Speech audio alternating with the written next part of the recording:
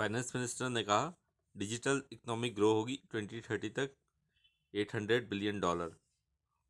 6300 फिनटेक्स है इंडिया में। 28% investment technology में है, 16% लैंडिंग में, 9% बैंकिंग इंफ्रास्ट्रक्चर में, 20% अदर फील्ड्स में। डिजिटल इकोनॉमी 85 to $90 बिलियन 2020 के लिए बताई गई। नेशनल फाइनेंशियल रिपोर्टिंग अथॉरिटी के चेयरमैन बने हैं अजय भूषण पांडे। इंडिया इंक का डायरेक्ट ओवरसीज इन्वेस्टमेंट डिक्लाइन हुआ है 67%, फेब में हो गया $753.61 मिलियन। आरबीआई ने पेटीएम पेमेंट बैंक को बैन लगाया है कि वो नए कस्टमर ऑनबोर्ड करे, उससे बैन लगा दिया है with immediate effect due to certain कुछ सुपरवाइजरी कंसर्न के कारण। और डायरेक्ट किया है कि अपॉइंट करे IT audit firm for conducting a comprehensive, ताकि कंडक्ट हो एक कॉम्प्रहेंसिव सिस्टम ऑडिट्स उसके आईटी सिस्टम के लिए। पेटीएम पेमेंट बैंक के पास ओवर 58 मिलियन अकाउंट होल्डर्स है, 300 मिलियन मोबाइल वॉलेट्स है। आईआरडीएआई के नए चेयरमैन देबाशीष पांडा बने हैं।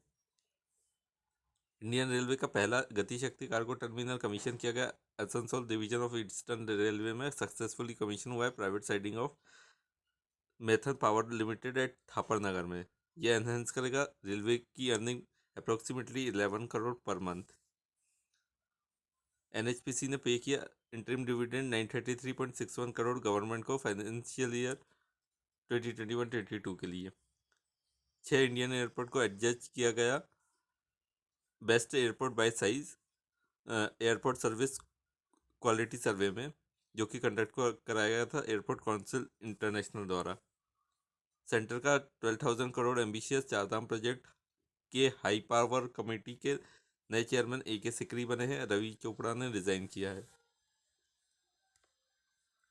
कोलगेट पाल्मोलिव इंडिया के नए CEO बने हैं प्रभा नरसिम्हन।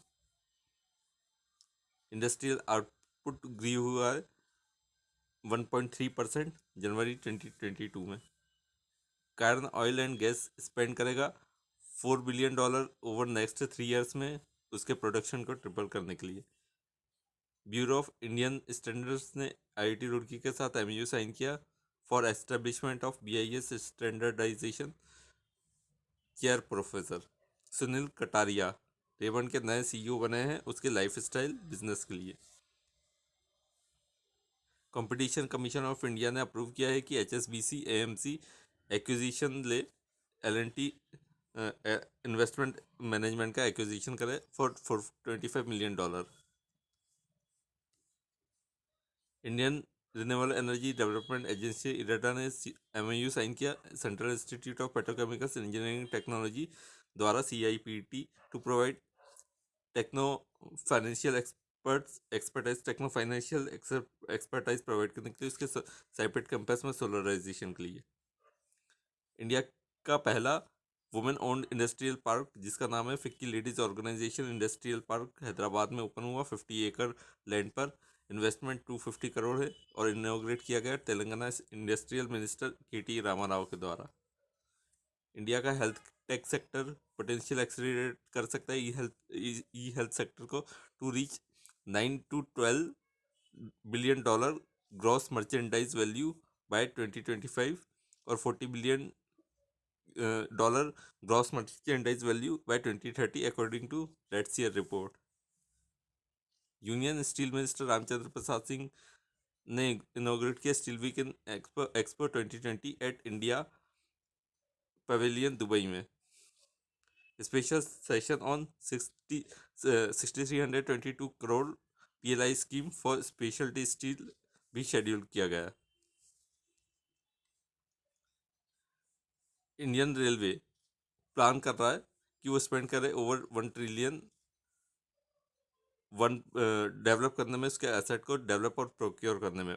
₹1.40 ट्रिलियन एलोकेट किया गया था रेलवे मिनिस्ट्री द्वारा यूनियन बजट 2022-23 में। 27.5% ये हायर है physical year last physical year estimate से। रेलवे ने एस्टिमेट किया capital expenditure 2.46 trillion physical year 23 के लिए। 2.46 ट्रिलियन रुपीज फिजिकल ईयर 23 के लिए। S&P रेटिंग एजेंसी ने इंडिया की इकोनॉमिक ग्रोथ 7.8% बताई है फिजिकल ईयर 23 के लिए। आरबीआई ने अनाउंस किया है कि नेफिड मतलब national bank for financing infrastructure and development regulate करेगा as all India financial institution under RBI act 1934। NaBFID supervise होगा आरबीआई के द्वारा under section 45L and 45N of RBI act 1934। ये fifth all India financial institution होगा after EXIM bank, NABARD, NHB and SIDBI द्वारा, यार ऐसा RBI ने कहा। यूनियन कैबिनेट ने अप्रूव किया सेटिंग अप, एक सेटअप करेगा वो national land monetisation corporation as special purpose vehicle to undertake monetisation, ताकि मोनेटाइजेशन हो सरप्लस लैंड और बिल्डिंग का। नेशनल लैंड मोनेटाइजेशन कॉर्पोरेशन एक गवर्नमेंट ऑन कंपनी होगी जिसका initial authorised share capital ₹5,000 crore है, paid up share capital 150 crore है, नियरली 3,400 एकर्स लैंड है और नॉन कोर असेट्स है जो कि मोनेटाइज हो सकते हैं। आंध्र प्रदेश गवर्नमेंट ने बजट प्रेजेंट किया 2023 का ₹2.56 ट्रिलियन और प्रोजेक्ट किया है revenue deficit 17,036 crore. Physical deficit Andhra Pradesh का एक्सपेक्ट है 48,724 करोड़। सेबी बोर्ड के होल टाइम मेंबर बने हैं अश्विनी भाटिया जो कि एसबीआई के एमडी है। इनिशियल पीरियड उनका 3 साल का है। सेबी बोर्ड के पास अब नाइन मेंबर्स हैं इंक्लूडिंग चेयरपर्सन। नीति आयोग का अटल इनोवेशन मिशन ने स्नैप इंक के साथ साइन किया है to promote augmented reality skill development promote करने के लिए पार्टनरशिप किया। एंटिसिपेटेड ऐसा माना जाए कि ट्रेन करेंगे around 12,000 instructor linked with Atal tinkers lab on augmented reality over 2 years course, 2 years course के दौरान। कैपिटल एंड इन्वेस्टमेंट लिमिटेड के सीईओ बने हैं गौरी शंकर नागभूषणम। आरबीआई ने फाइन लगाया ₹14.83 लाख का लाइफ क्विक टेक्नोलॉजी पर जो कि फ्यूचर ग्रुप की सब्सिडरी है for non compliance with rules का अनुपालन न करने के लिए। कैबिनेट ने अप्रूव किया कि एस्टेब्लिशमेंट होगा WHO global centre of traditional medicine का जामनगर गुजरात में।